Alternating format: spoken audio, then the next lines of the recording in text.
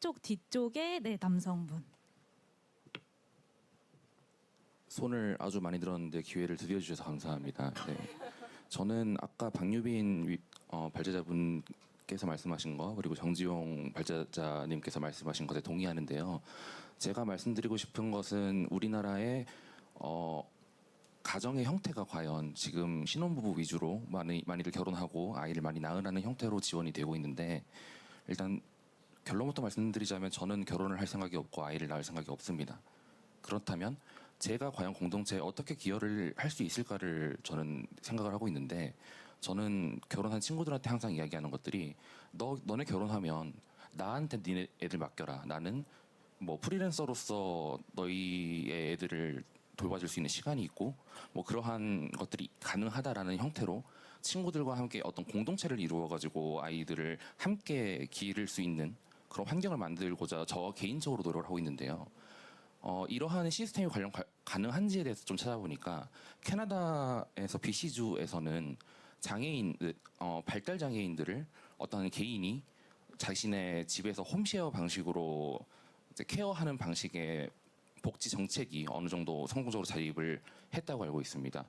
뭐 이건 개인적으로 제가 아이를 낳지 않기로 결정을 했고, 대신 다른 친구들의 아이들을 제가 공동체의 일원으로서 함께 돌보고 뭐 공동체적으로 아이들을 조금 더 케어할 수 있는 저의 이점을 좀 가져가기 위한 개인적인 욕심이기도 한데요. 앞으로 더 많은 형태의 가정 공동체라는 것이 만들어질 것이고, 그러한 면에서 이런 가족 공동체들이 하나의 공동체를 이룰 수 있도록 정부 쪽에서 뭐 일정 이상의 아이들을 함께 뭐 관리하거나 보육한다면 지원을 한다거나, 아니면 뭐 아까 말씀하신 부동산 같은 경우에도 함께 사는 홈쉐어 방식으로 한다면 그런 것이 함께 아이를 키우는 것이 가능하다고 저는 생각을 하는데요. 이런 식으로 한 아이를 키우기 위해서는 마을 하나가 필요하다는 말처럼 조금 더 선진적으로 핵가족화된 사회에서 앞으로 핵가족들이 다 모여서 공동체를 이룰 수 있는 그런 방안을 한번 캐나다의 사례를 들어서 제안을 드려봅니다. 감사합니다. 네, 감사합니다. 다양성이 변화함에 따라서 점점 더 중요해지고 있는 게 맞는 것 같습니다. 공동체적인 관점에서 혹시 정지용 반장님 의견 여쭤보고 싶습니다. 네, 너무 좋은 의견이신 것 같아요. 그래서 사실 뭐 여성이 더 함께 살기도 하고 남성이 함께 살기도 하고, 저도 결혼은 했고 아이는 없거든요. 네, 10년 차 결혼한 지 10년 차는 되었고, 비슷한 생각을 저도 한 번씩 들어요. 그러니까 주변에서도 친구들이 거꾸로 애 낳지 말라고, 우리 애 좀 봐달라고 이런 얘기도 하기도 하고, 집에 또 놀러 오면 저희가 좀 최대한 돌봐주고, 그러면 친구는 좀 더 쉬고 뭔가 그런 시간을 갖기도 하거든요. 가끔이지만 뭔가 체계적으로 그렇게 형태나 갖고 있지 않지만, 저도 이 아이들을 보면 이 아이들이 정말 건강하게 잘 자랐으면 좋겠다가 꼭 내 아이가 아니더라도 그런 마음은 똑같이 드는 것 같아서, 이 아이들을 위해서 어떻게 미래 세대를 좀 위한 삶을 어떻게 살 수 있을까, 저도 유사한 생각을 하고 있어서 전적으로 공감했습니다. 네, 감사합니다. 저출생 문제 정말 심각한데요. 근데 뭐 일자리 주거 이런 부분도 단편적으로 있지만 여러 가지가 정말 복합적으로 일어나는 것 같습니다. 혹시 관련해서 네, 그럼 짧게 한 말씀 부탁드리겠습니다. 앞에 계신 분께 마이크 전달 부탁드릴게요. 네, 안녕하세요. 저 춘천에서 온 한 아이 엄마 김진희라고 하는데요. 저는 일단 애가 하나 있고, 이제 이 아이가 39개월 정도 됐다 보니까 이제 둘째 생각이 슬슬 나요. 저는 둘째를 낳고 싶습니다. 뭐 가능하면 셋째, 넷째도 낳고 싶어요. 근데 이제 다들 아이를 안 낳으시는 분들 입장이어서, 근데 저는 이제 제가 임신할 수 있는 사람이고 출산해서 애를 육아를 할 수 있는 사람이다 보니까 제 입장의 얘기도 좀 들어주셨으면 좋겠어요. 저희 현실적으로 아까 새쌍둥이 아버지가 말씀하셔서 좀 마음이 편해졌는데, 돈 문제 맞아요. 돈 문제 맞습니다. 맞고요. 둘째로 제일 중요한 건 여성의 삶인 것 같아요.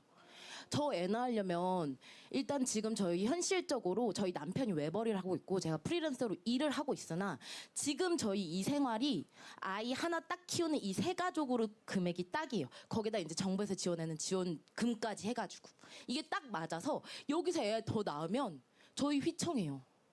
응. 지금 아까 말씀하셨다시피 임대주택이 조금 더 가지 않느냐라고 말씀하셨을 때 저는 분양에 손들었는데, 왜냐하면 동물들도 마찬가지로 둥지를 지어야 애를 낳아요. 근데 저는 제 집이 있어야 애를 낳는다고 생각을 했어요. 물론 애는 계획으로 가진 게 아니지만 그래서 저는 집이 일단 있어야, 그래야지 애를 낳을 수 있다고 생각을 했고요. 마침 또 애가 가져져서 뭐 오케이 됐지만, 이제 둘째를 가지려고 하니까 저희 신랑은 저랑은 반대로 되게 현실주의자 입장이라서 둘째 안 된다. 우리 집 시청하고 우리 노후는 어떡하냐. 아 근데 또 저는 너무 낳고 싶어요. 애가 너무 이뻐요. 너무너무 이쁘고 그래서 너무 낳고 싶은데 우리 신랑 말대로 맞는 말이야. 근데 또 어르신들은 맨날 지나가면서 한 대씩 치면서 하는 말이 하나 더 나. 애들 밥그릇은 지네가 달고 나오는 거야. 하나 더 나. 맨날 이렇게 말씀하세요. 그럼 저는 그 사이에서 갈등이에요. 왜냐면 제가 낳을 수 있는 사람이니까. 근데 제 삶은요? 그럼 제 삶은요?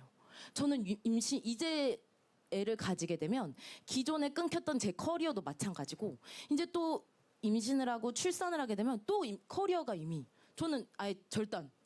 그럼 이제 와서 제가 새로 시작해야 되는데, 새로 시작하는 데에 있어서 두려움도 있지만 현실적으로 그게 가능한지요? 저는 이미 강원 청년센터라고, 제 춘천에서 와서 거기에 가입이 되어 있는데, 거기서 날라오는 문자들 맨날 그거예요. 제 마음 살펴주겠다, 와라. 너가 일자리가 없어서 네 마음 슬프지, 와라. 내가 상담해주겠다. 혹은 자소서 써주겠다. 저도 자소서 잘 쓸 수 있는데. 그런 얘기. 그러니까 현실적인 문제와는 거리감 있는 그런 얘기만 와요.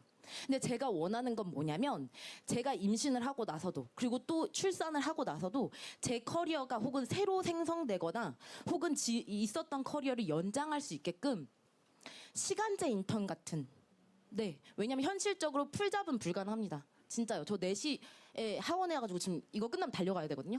그래서 그러니까 현실적으로 불가능하니까 시간적으로라도 일을 하면서 제 커리어를 유지할 수 있게, 혹은 새로운 커리어를 시작할 수 있게 도움을 주시면 좋겠어요. 그래서 제가 둘째 낳을 수 있게. 셋째도? 네. 이거 관련해서도 한번 여러분들 의견 한번 들어보고 싶어요.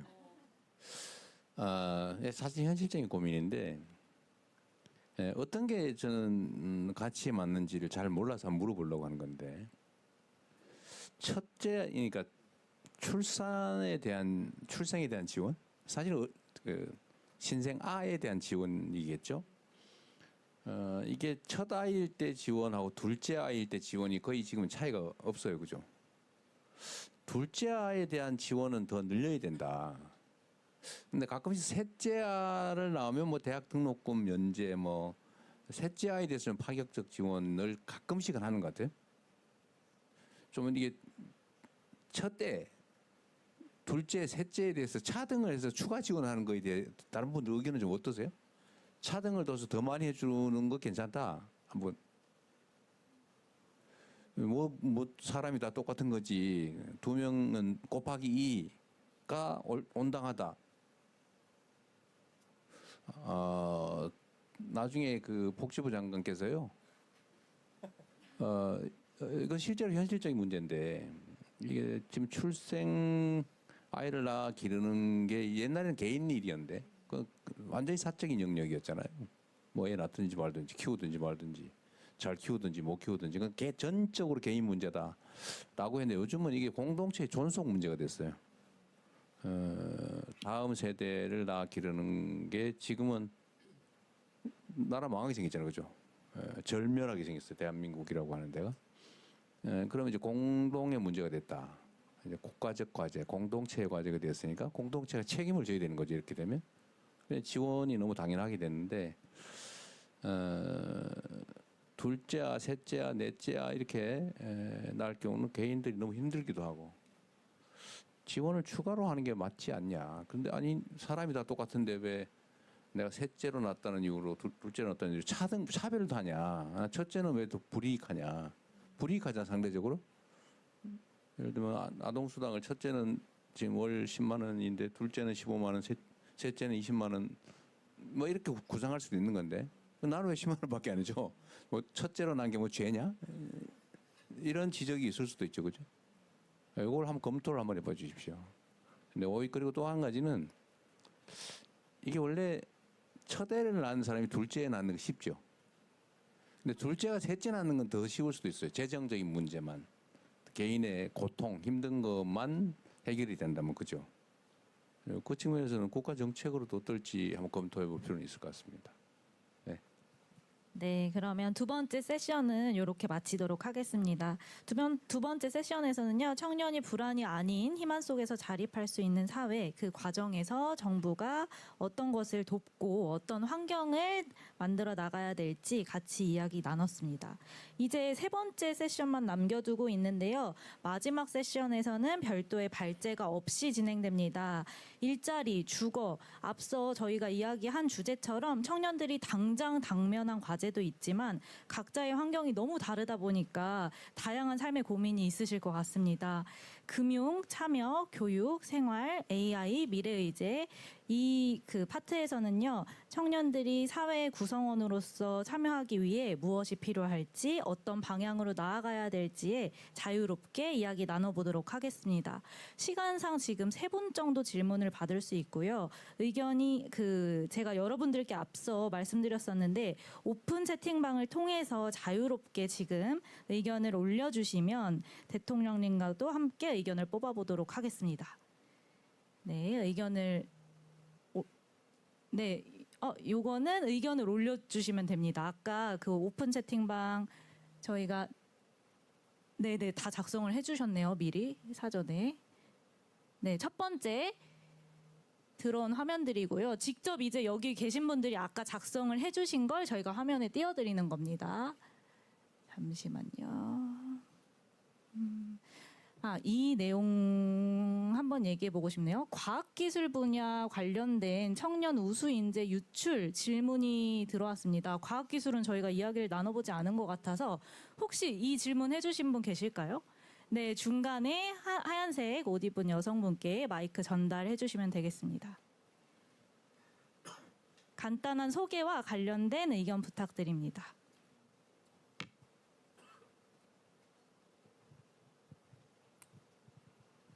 네, 안녕하세요. 지금 국무조정실 사회복지정책관에서 청년 인턴으로 근무하고 있는 김결희입니다.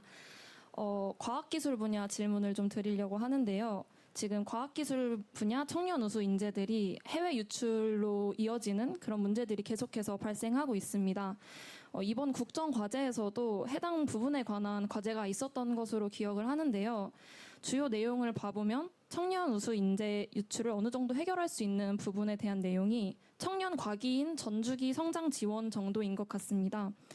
그런데 사실 이렇게 청년 과기인을 지원해주는 정책은 계속해서 이어져 있었던 것 같은데 그럼에도 불구하고 이제 인재를 양성을 해놓으면 그 청년들은 해외로 나가는 것을 원하고 또 실제로도 많은 청년들이 해외로 나가고 있는 그런 현실입니다.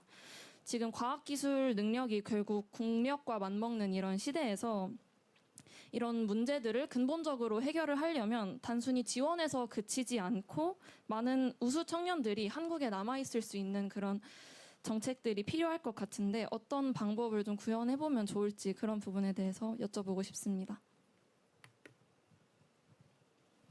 네, AI 관련해서 혹시 답변 한 말씀 더 붙여주시고 답변을 들어보도록 하겠습니다. 앞쪽에 계신 저희 세 번째 남성분께 마이크 넘겨주시면 감사하겠습니다.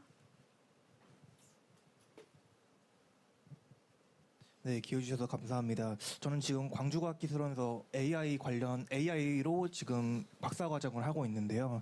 말씀 주신 청년 인턴분께서 말씀하신 건 정적으로 공감하는데 저는 이제 전남에서 태어나고 광주에서 지금 대학원생까지 하고 있는데 이제 해외 유출도 걱정이지만 사실 지방에서 수도권으로 나가는 것도 마찬가지로 걱정입니다. 저는 수도권으로 나갈 생각이 없는 입장이기도 한데요. 근데 한 가지 조금은 결이 달 수 있지만 그러니까 기존의 이제 지자체나 아니면 대한민국 정부에서의 정책 같은 경우는 지방에서 수도권을 나가는 걸 막자 가 주였다면 저는 좀 더 공격적인 관점이 필요하다 생각합니다. 수도권에서 지방으로 오게 만들어야 된다라는 관점이었습니다. 그래서 삼성전자에서 어제 이제 5년 동안 6만 명 청년 인재를 뽑겠다라고 했지만 저는 오히려 이게 걱정되더라고요. 수도권 쏠림이 더 강화되는 것이 아닌가. 그래서 이런 점에서도 이제 수도권 쏠림을 방지하기 위해서 뭐 예를 들어 지역에서 1,000명 정도를 지역 쿼터를 만든다던가, 물론 이러면 지역에 있는 기업들 입장에서는 굉장히 부담스럽겠죠. 대기업이 내려오는 입장이 되니까요. 근데 그럼에도 불구하고 이제 저 같은 이제 과학기술을 하시는 분들은 내가 원하는 직무, 내가 내 역량을 펼칠 수 있는 직무라면 해외를 나가도 되고 아니면 서울로 가도 되고 대구든 광주는 어디로 갈 수 있는 게 중요하다. 그리고 지자체 입장에서도 이걸 여기 정착하는 인구를 늘리는 것도 중요하지만 생활 인구를 늘리는 것도 중요하다.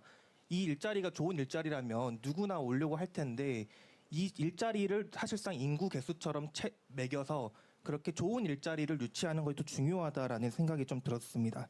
그리고 한 가지 또 말씀을 드리면 인재 유출도 문제인데요. 교수 유출도 문제입니다. 제가 이제 광주과학기술로 있다 보니까 느끼는 건데 서울대랑 카이스트로 교수님들 많이 가십니다. 근데 가실 때 그 교수님 어떤 분들이냐? 가장 인기 있는 교수님들이죠. 가장 우리가 가고 싶어하는 연구실의 교수님, 우리의 가장 수업에 인기가 많은 교수님이셨습니다. 그래서 이런 문제들이 지금 현재 현장 속에서 굉장히 디테일하게 문제가 발생되고 있습니다. 그래서 제가 여기 온 김에 그 하정우 수석님도 오셨던 것 같은데 그 현장의 목소리가 상당히 뜨겁습니다, 수석님. 예, 그리고 지금 대학원생들이 사실 이 국무회의 많이 보거든요. 거의 연구실 장관이죠. 그런 식으로 많이 보고 있는데 좀 수석님께서 혹시라도 이제 저희 과기원이나 아니면 또 과기원은 지원을 많이 받는 편이지만 뭐 지방 거점 국립대학에 있는 그런 대학원생들의 이야기를 들어줄 수 있는 이런 장을 좀 마련해 주셨으면 좋겠습니다. 네, 감사합니다.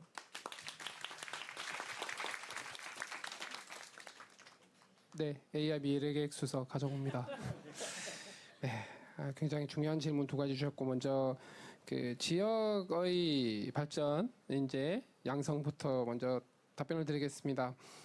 실제로 7월 말 정도에 이때 지스트에서 오셨으니까요. 호남 지역의 신재생 에너지 중심으로 새로운 신성장 동력 산업 그리고 거기에 필요한 R&D 그리고 이와 관련한 인재 육성 관련한 계획을 발표를 했고요. 지금 이제 대통령께서 계속 강조하시는 게 각 지역의 균형 발전이 너무나도 중요하고 이 지역 균형 발전이라고 하는 것이 공공기관을 보내고 회사를 보내고 하는 수준에서 끝나는 게 아니라 각 지역에서 정말 잘할 수 있는 분야를 발굴하고 그 분야와 관련된 산업, 인재, 기술들을 거기에 규제 혁신까지 토탈 패키지로 해서 그 지역이 정말 경쟁력을 가질 수 있고 그 경쟁력을 통해서 산업 발전하고 경제 성장하고 이것이 현재의 수도권 중심의 어떤 성장의 한계를 극복할 수 있는 방안으로 준비를 하고 있다고 보시면 될 것 같습니다. 그러다 보니까 예를 들어서 호남 같은 경우는 다니고 계신 지스도 있고 또 한전공대가 있지 않습니까? 그러면 적어도 전기, 전자 그리고 그와 관련된 AI 분야에서는 전국 그 어떤 대학보다 강력한 연구 역량, 교육 역량 그리고 더 가장 좋은 일자리를 만들어내는 것. 그렇게 해서 해당하는 지역에서 성장한 인재가 그 지역을 굳이 떠나지 않아도 여기가 가장 좋게 만드는 그런 어떤 전체적인 토탈 패키지를 만드는 것들을 준비를 하고 있고요. 다른 지역들은 다른 지역 그 개별 지역들의 어떤 산업이라든가 환경에 맞는 것들을 준비를 하고 있다. 이렇게 해서 지역 전반에 대한 성장을 도모하고 있다는 거 한 가지 말씀을 드리고요. 첫 번째 질문이었던 과학기술 인재 유출에 대한 부분들은 당연히 이제 정부 초기부터 굉장히 고민을 많이 했고 실제로 과학기술 R&D 혁신 방안 그리고 인재 유출 혹은 인재 확보 방안에 대해서 이미 과기정통부에서 태스크포스 팀을 준비를 해서 혁신적인 방안들을 제시를 하고 있습니다. 단기적으로 보면은 앞서서 설명 주셨던 것처럼 전주기 인재 양성을 위한 여러 가지 단기 대책들 그다음에 어떤 재정적인 어려운 부분들 학위를 진행을 하면서요. 그리고 어떤 박사 후 연구원들에 대한 여러 가지 처우들 뭐 이런 것들도 진행을 하고 있고 아무래도 처우 차이가 있다 보니까 특정한 어떤 연구소라든가 대학에서 하기 어려운 것들을 기업과 대학 혹은 연구소와 대학의 겸임을 통해서 어떤 처우 부분도 해결하면서 연구 자율성도 해결하는 이런 여러 가지 제도 개선들 그리고 지금 현재 어떤 R&D 연구에 있어서 행정 소요도 너무 많고 풀칠하는데 시간 써야 되고 제안서 뭐 수백 페이지 써야 되고 결과 보고서 쓰는데도 시간 많이 걸리고 하는 이런 행정 요소들도 상당히 많이 혁신을 하는 것들을 준비를 하고 있는데요. 이런 부분들의 궁극적인 목적은 연구자들이 연구에만 집중할 수 있게 하고 과학자들이 정말 존경받을 수 있는 사회, 그래서 과학자들이 가장 선망받는 직업이 되도록 하는 중장기적으로 이런 것들을 준비를 하고 있다라고 보시면 될 것 같습니다. 그리고 말씀 주셨던 것처럼 이 4대 과기원을 포함한 지역의 거점 대학의 역할이 굉장히 중요합니다. 그래서 4대 과기원과 지역 거점 대학들이 함께 연계를 해서 각각의 지역의 산업 특화된 어떤 과학 기술 분야를 함께 더 성장할 수 있는 제도들을 만들고 있다 이렇게 보시면 될 것 같고요. 실제로 원래는 10월 초에 그 지스트 방문이 예정이 되어 있습니다. 제가 현장 간담회를 계속 돌고 있거든요. 그래서 조만간 다음 달에 찾아뵐 수 있도록 하겠습니다. 네, 감사합니다. 감사합니다. 수선님께서 너무 답변을 잘해주셔가지고 지금 랩하시는 줄 알았습니다. 감사합니다. 네, 저희 그러면 두 번째 질문 받아보겠습니다. 손 들어주시면 마이크 전달해드리겠습니다. AI 말고 이제 다른 부분. 네. 잠시만요. 안 하신 저쪽 끝에 그 남성분 안경 쓰신 남성분인데 두 번째 분에게 마이크 전달 부탁드립니다. 네네. 예, 대통령님 안녕하십니까? 저는 현재 한양대학교 4학년 재학생이자 취준생입니다. 저는 청년의 사회 진출 중 취업 및 인턴과 관련된 제안 한 가지 좀 드리고 싶습니다. 앞서 말씀 주신 것처럼 최근 기업들이 이제 경력직 선호 현상으로 취업 시 이제 대학생들은 인턴 경험이 거의 필수적으로 요구됩니다. 정부, 지자체, 지역 기업이 이제 협력해서 제공하는 인턴십도 있으나 이제 대부분 6개월 이상의 장기가 많고 이로써 학교 재학 중이거나 방학 때 단기로는 활동하기가 어려워 아쉬움을 개인적으로 많이 느꼈습니다. 산학협력 인턴도 이제 학교와 기업이 연계해서 제공하는 이제 부분도 있으나 채용이 좀 상대적으로 적고 3명 이하 정도로 그리고 경쟁도 역시 치열해서 구하기 쉽지 않습니다. 그래서 제가 제안드리고 싶은 부분은 이제 미국 백악관에는 매년 화이트하우스 인턴십 프로그램이라고 청년들이 공공 서비스 리더십과 팀워크를 함께 함양하는 기회를 제공하고 있는데 이로써 청년들은 스펙뿐만 아니라 행정부와 공공 서비스에 대한 관심과 이해도를 높이고 있습니다.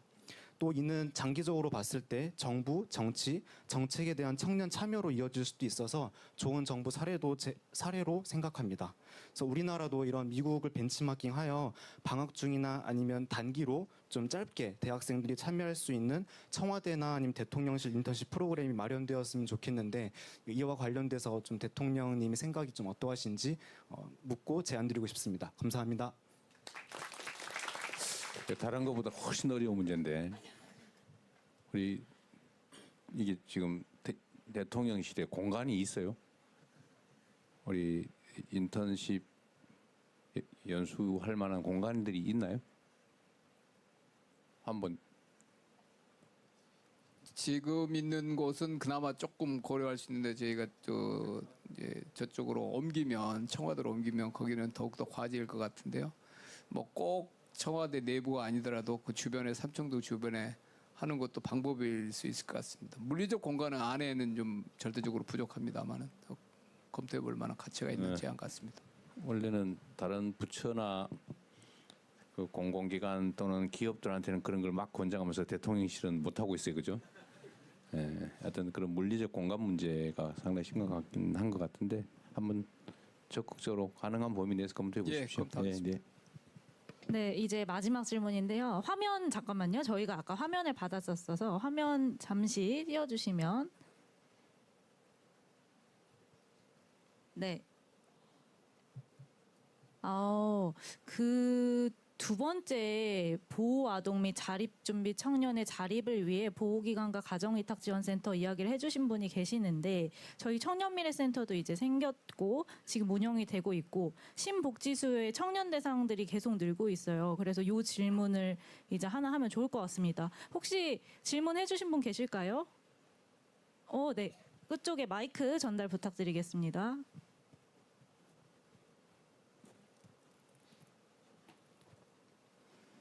네, 안녕하십니까. 저는 현재 대전에서 자립준비 청년으로 활동을 하고 있고 실제 바람개비 서포터즈라는 이 서포터즈 기관 안에서 활동 중인 청년 이채원입니다. 제가 이제 사실은 이 자리에 그 두 가지 이야기를 하러 왔어요. 이 자립준비 청년 이야기랑 이공계 이야기를 좀 하러 왔는데 후자는 많이 얘기를 잘 해주셔가지고 자립준비 청년 이야기만 좀 하도록 하겠습니다. 제가 애초에 질문을 드리고자 했던 것의 목적은 우선 이 보호아동 및 자립준비 청년의 보호 및 자립을 위해서 사실 다양한 사람들 그리고 다양한 기관들이 많이 힘써주고 계십니다.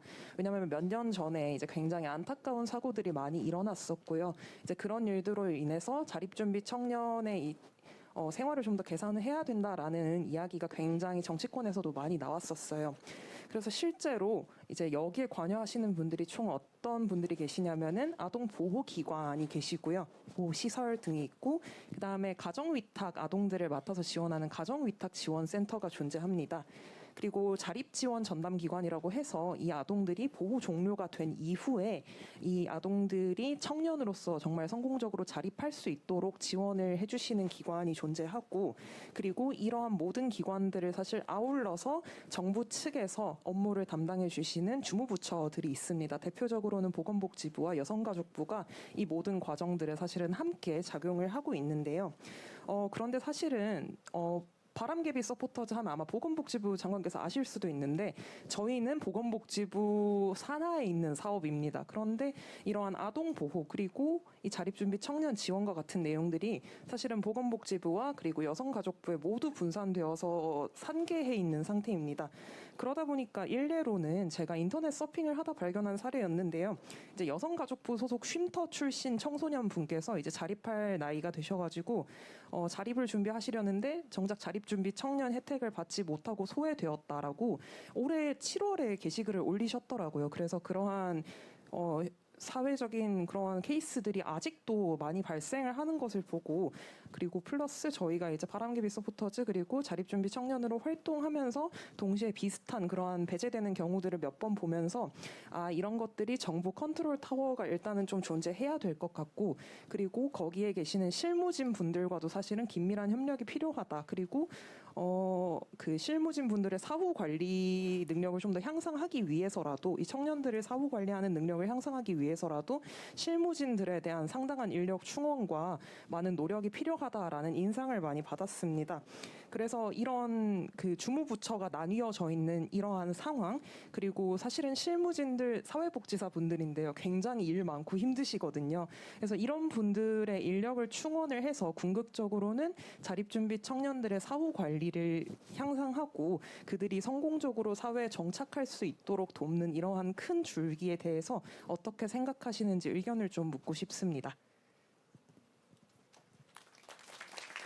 아마 저희 시간 관계상 마지막 질문이 될 것 같은데요. 네, 혹시 여성가족부 장관님 의견 여쭤봐도 될까요?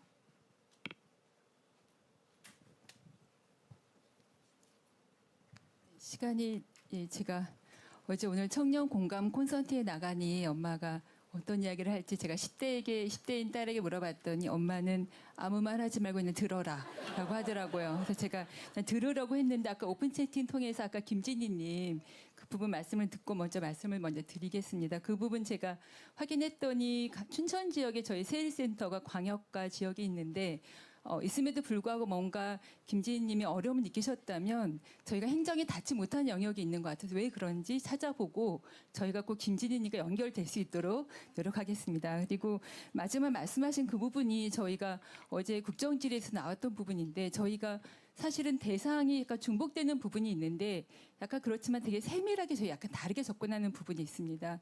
단순히 단순히 아니라 자립 지원을 해야 될 부분과 저희가 또 가정바 또 학교 밖 청소년을 저희가 지원하는 중에 자립으로 나아갈 때 저희가 또 다른 지원이 필요했던 경우가 있었고요. 그 말씀하셨던 그 수당의 차이 부분은 저희가 최근에 제가 청문회 준비 과정에서 확인됐더니 그 부분이 저희 극복되어서 같은 금액이 지급되는 것으로 확인되었습니다. 그러나 저는 자립지원 수당이 50만 원 너무나 적다고 생각합니다. 제가 제 청년기 말씀을 잠시 드리면 사실 저희 청년기는 많은 갈등 혼란 중에 제가 예전에 월미도에 갔을 때 어떤 큰 바위에 새겨진 걸 보고 굉장히 마음이 딱 뜨거워진 경험이 있었거든요. 청년은 조국의 미래다. 굉장한 갈등 속에 방황하면서 바닷가를 찾았을 때 청년이 조국의 미래다라는 것을 보고 저는 다시 한번 제 마음을 다 잡고 돌아올 수 있었는데요. 정말 오늘 말씀을 들으면서 저희 미래가 바로 여러분임을 알게 되었습니다. 그리고 저희가 올해 이번 주가 청년 공감 콘서트로 계속 여러 콘서트 하셨던 것을 제가 다 들었는데 저는 사실은 매일이라도 이런 콘서트를 열고 싶거든요. 그래서 오늘 오픈 채팅에 글 올려주셨던 분들 가능하시다면 여성가족부의 청년 자문관으로 활동해 주시면 너무 감사할 것 같습니다. 그러면 제가 정말 자주 여러분들과 소통하면서 오늘 더 많이 듣지 못했던 이야기들 듣고 정책에 반영하고 싶습니다. 네, 고맙습니다. 감사합니다.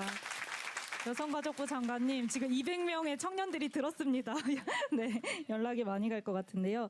저희가 아쉽지만 지금 시간 관계상 네, 마지막으로 그러면 받고 짧게 부탁드립니다. 네.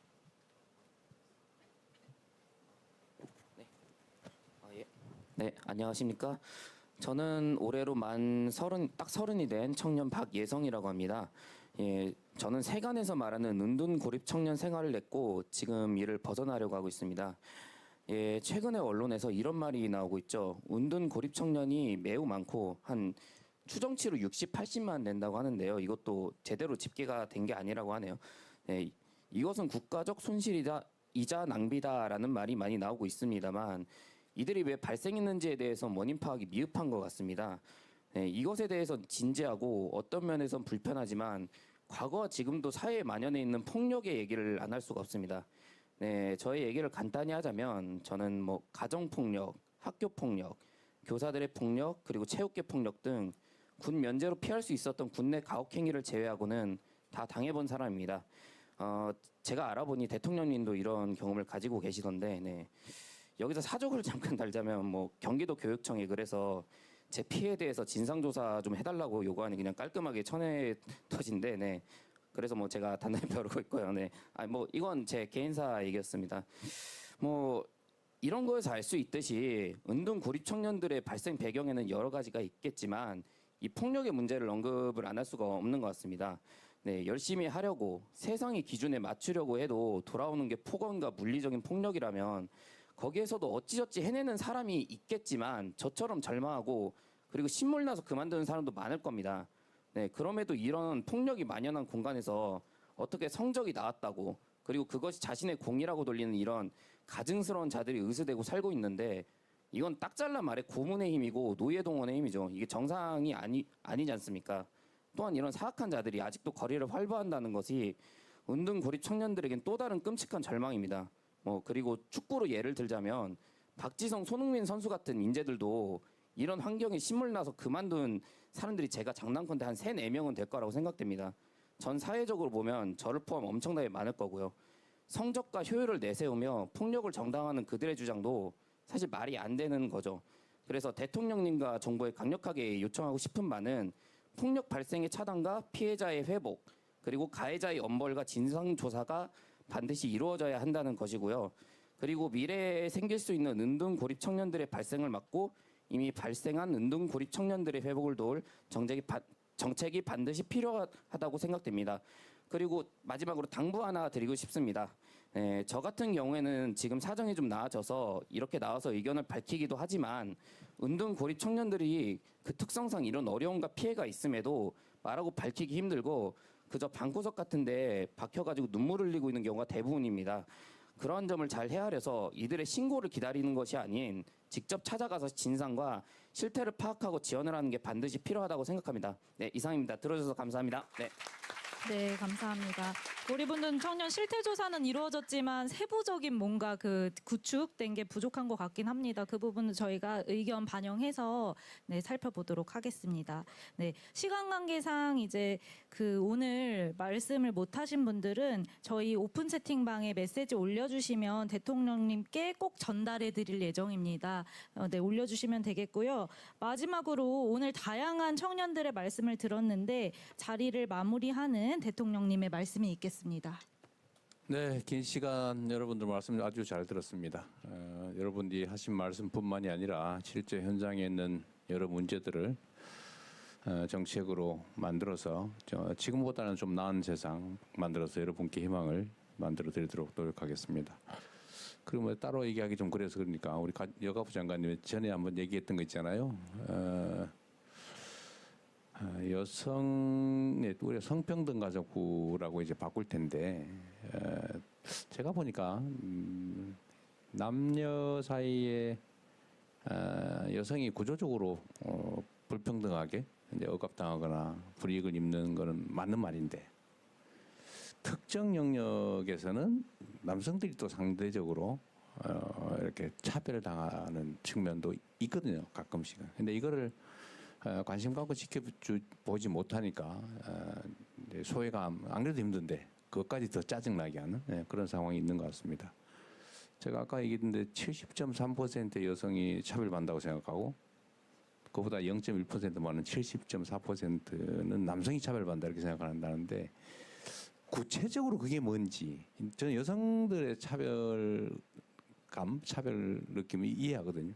워낙 많이 연구돼 있고 언급돼 있는데 남성들이 차별받고 있다. 대체 몇 가지 뭐 아는 것도 있고 짐작되는 바가 있긴 한데 구체적으로 이게 꼭 몇 가지 사례 때문만은 아닐 것 같은데 뭐 종합 토론을 한번 하든지 아니면 뭐 어쨌든 조사를 하든지 해서 구체적으로 그게 뭔지 그건 어떻게 시정할 수 있는지 그거를 한번 전체적으로 한번 알아봐 주시기 바랍니다.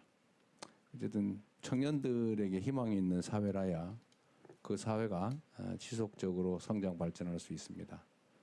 청년은 보통 우리의 미래라고 말은 하는데 실제로는 미래라기보다는 현실의 소모품처럼 취급되는 측면도 있는 것 같아서 참으로 안타깝게 생각하고 지금부터라도 조금씩 방향을 바꿔서 청년들이 희망을 가지는 그야말로 미래가 있는 대한민국을 꼭 함께 만들도록 하겠습니다. 수고하셨습니다.